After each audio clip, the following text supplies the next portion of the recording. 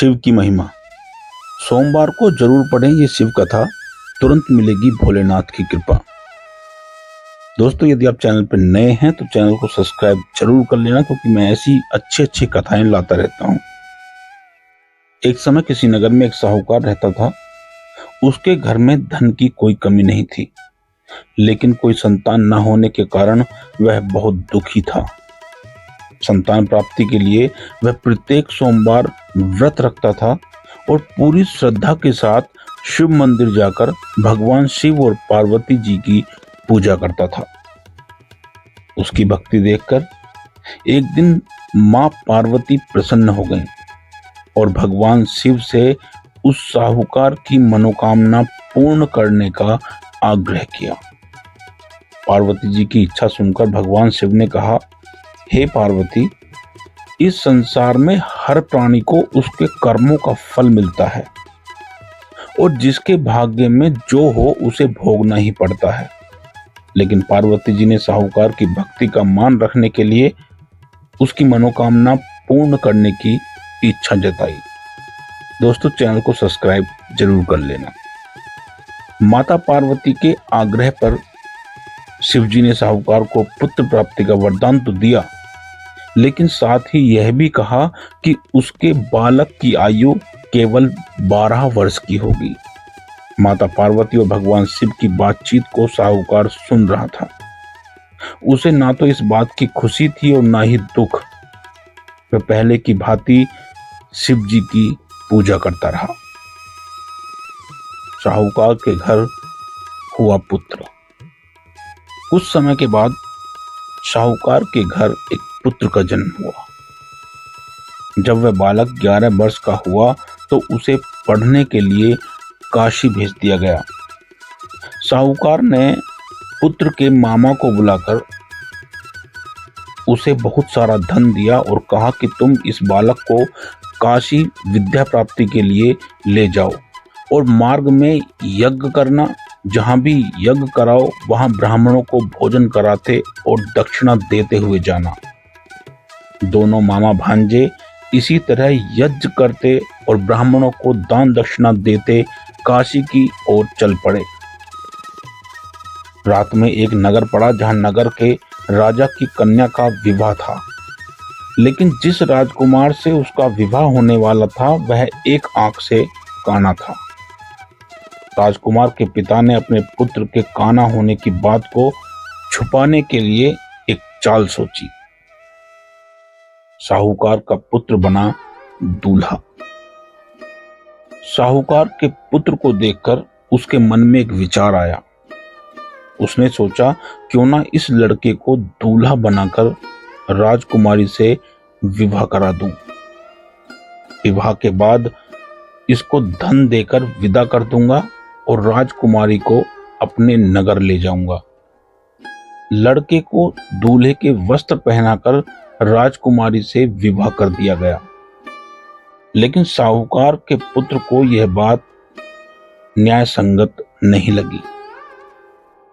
उसने अवसर पाकर राजकुमारी की चुन्नी के पल्ले पर लिखा कि तुम्हारा विवाह तो मेरे साथ हुआ है, लेकिन जिस राजकुमार के संग तुम्हें भेजा जाएगा वह एक आंख से काना है। मैं तो काशी पढ़ने जा रहा हूं। राजकुमारी ने खोला राज।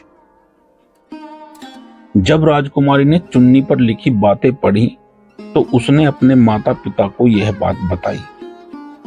राजा ने अपनी पुत्री को विदा नहीं किया, जिससे बारात वापस चली गई।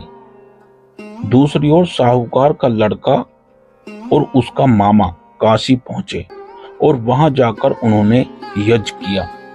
जिस दिन लड़के की आयु 12 साल की हुई उसी दिन यज्ञ रखा गया।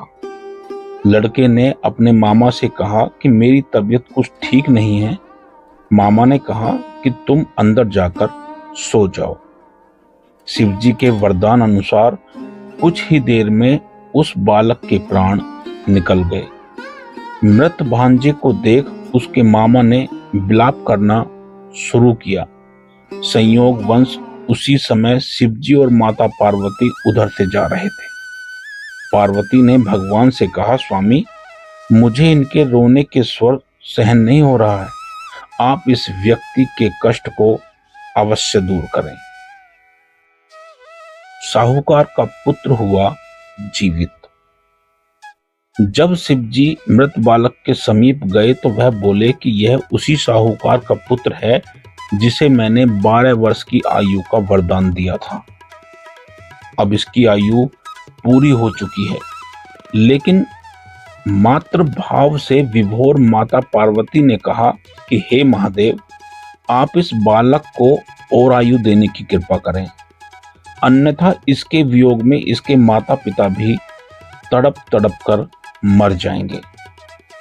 माता पार्वती के आग्रह पर भगवान शिव ने उस लड़के को जीवित होने का वरदान दिया। शिव जी की कृपा से वह लड़का जीवित हो गया। शिक्षा समाप्त करके लड़का मामा के साथ अपने नगर की ओर चल दिया।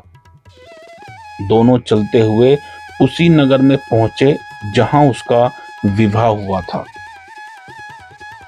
उस नगर में भी उन्होंने यज्ञ किया, आयोजन किया।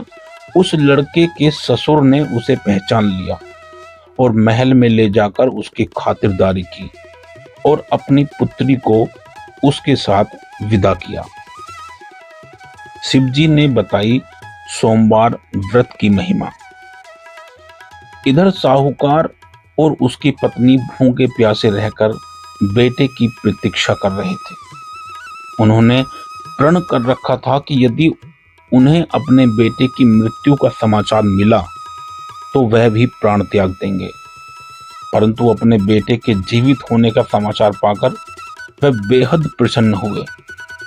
उसी रात भगवान शिव ने व्यापारी के स्वप्न में आकर कहा कि हे श्रेष्ठी, मैंने तेरे सोमवार के व्रत करने और व्रत कथा सुनने से प्रसन्न होकर तेरे पुत्र को लंबी आयु प्रदान की है। इसी प्रकार जो कोई सोमवार व्रत करता है या कथा सुनता है और पढ़ता है, उसके सभी दुख दूर होते हैं और समस्त मनोकामनाएं पूर्ण होती हैं। मित्रों, यदि ये कथा पसंद आई हो तो चैनल को एक बार सब्सक्राइब जरूर कर लें, वीडियो को लाइक करें और ज़्यादा से ज़्यादा शेयर करें। सावन शुरू हो रहा है दोस्तों, तो सच्चे मन से एक बार बोल दीजिए, हर हर महादेव, नीलकंठ महादेव की जय।